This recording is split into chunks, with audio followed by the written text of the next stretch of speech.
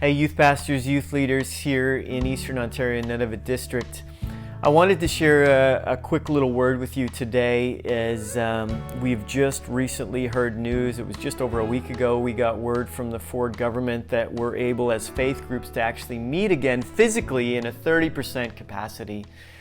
And I know this has caused all kinds of excitement for church leaders, youth pastors, leaders who have been greatly anticipating this announcement.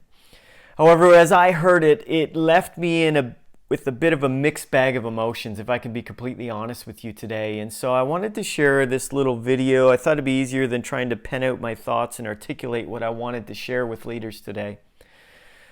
And hear my heart. I'm as excited as the next person to be able to actually meet together with people again. I miss that. I miss having coffees and lunches with pastors and leaders and hearing what God's been doing in their hearts and through their ministries. But my hope and my prayer is that we don't miss the magnitude of the opportunities that this pandemic has actually posed to churches and to youth ministries and even kids ministries, and whatever the context of ministry is, it doesn't really matter. This is an incredible opportunity, a significant moment. And I pray, I really do pray that we don't miss it. And so that's why this announcement has kind of left this mixed bag of emotions for me personally. And I wanted to share some of those thoughts with you today, if I could be completely transparent with you. I wonder how many leaders today out there listening, maybe you're watching this today, have been watching and waiting for things to go back to normal.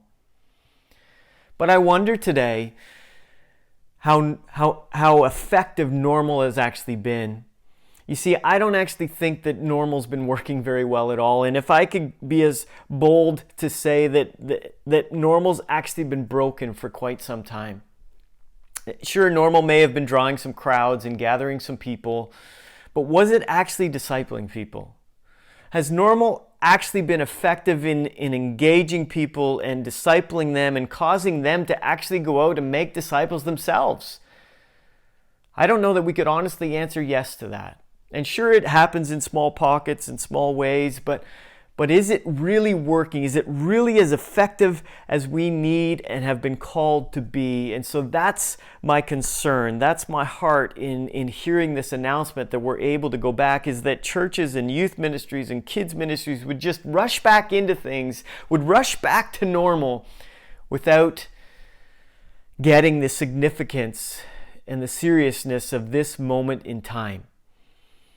And so my heart is that we wouldn't just merely return. We wouldn't just run back in at the first sound of this announcement for fear of missing this moment we have been given. This is a gift. And so what if God doesn't want us to go back to the way things were? What if that's not his heart for us? What if there's another way? What if there's a more effective way to reach people, to minister to people, to engage people and disciple them, to disciple others in your communities? What if there's a better way, a more effective way? What if this is actually a moment? What if this is an opportunity for us to stop something we're doing right now so we can start something brand new? That's actually what I wanted to say to you more than anything today in this short little video, is that the beginning of something new often begins with stopping something now. And think about it in terms of driving a car for a second. If I'm driving my car in a certain direction and I want to go in this direction over here, I've got to stop. The first thing I have to do, I have to start by stopping the direction that I'm going so that I can realign my wheels to go in this direction over here and start going in that direction toward that thing. And so I must start by stopping. And that's what I want to pose to you as a couple questions, a couple thoughts before you finish watching this video, is that specifically to pastors and leaders watching this today. I want to challenge you before you go any further in deciding what's next for you and when you're going to reopen your buildings and what ministry looks like, what the future will look like, is to actually start with a couple stops. Here's the first stop. Stop listening to your past knowledge, your experience, your programming experience, and start listening to the voice of God's Spirit again. When did we get to the place where we actually think we know better than God? We know better than His Holy Spirit, which He sent to guide us as a comforter. When did we get to the place where we actually think we know better than Him in terms of what our youth ministries, what our churches need to look like and should be fashioned after?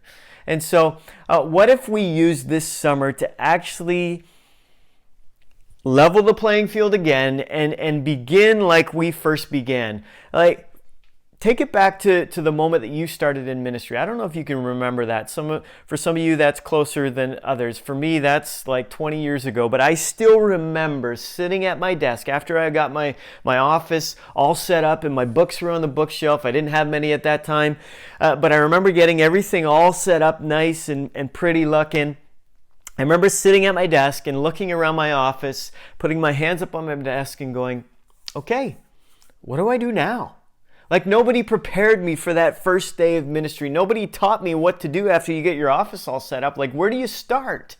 And I remember having this desperation to get on my knees and actually seek the face of God for what that ministry was supposed to look like, what it should be about, what the vision should be. Like, what if we started there? What if this is a full-sail reset for our church, for our youth ministry, and actually begin at the beginning again and act like you don't have a clue in terms of how to do this? You don't know what you're doing. What if you started there this summer again and said to God, God, I don't have a clue what I'm doing. I don't know how to do this. I have no experience. I have no knowledge.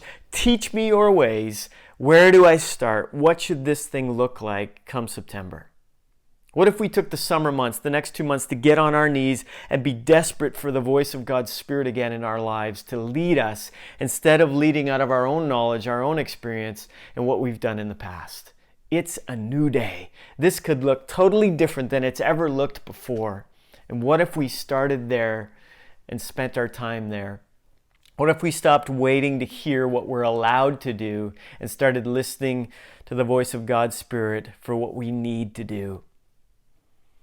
So stop listening to your knowledge, your programming experience, and start listening to the voice of the Spirit. The second stop I think we need to make is stop watching and waiting for normal to return and start creating a brand new normal. You see, one of my favorite parts when not that we were excited about COVID and it was scary and we were fearful of the ramifications and the seriousness of this virus and this disease. So hear my heart. I'm not suggesting there was anything exciting about COVID, but one of the best parts about the restrictions that COVID brought was this necessity for all leaders, youth pastors, lead pastors, children's pastors, you name it. It was this necessity for us all to be innovators and creatives again in terms of what ministry was going to look like. The playing field had been leveled for all of us. We had never been here before, and so we all had to be innovative in how we were going to do ministry. We had to be creative in what it was going to look like and how it was going to work. And here's the other thing that was so exciting about in the beginning is that we couldn't just take what somebody else was doing in their context for ministry and drop it and upload it into our ministries and that it was going to work. Because what worked somewhere else was not necessarily going to work for our context and for our people. And so we had to get creative. We had to be innovators. And we had to listen to the voice of the Spirit for what He was saying to us in our context. What if we went back there? What if we didn't lose that and get comfortable and complacent again? What if we use this as a moment to actually create new norms for what ministry looks like in our context and stop comparing to what our colleagues, what our peers are doing down the road, and we got on our knees for us specifically in our context and said, what does the new normal need to look like for us? Why is this so important today? It's so important because crisis is often one of the most incredible teachers that we have. And we often learn the most valuable lessons in the midst of crisis. And so I don't want any of us to waste any of these lessons, these significant moments that we've had over the past 3-4 months. I don't want them to be missed. I don't want them to be left undone as we re-engage and just go back to the way things were. So before you dive back into your normal, please take some time over the next little while and listen for the voice of the Spirit for what normal needs to look like for you. And start by asking the Spirit, is normal even working? Are we even supposed to go back? You may be surprised by where the Holy Spirit directs you to start.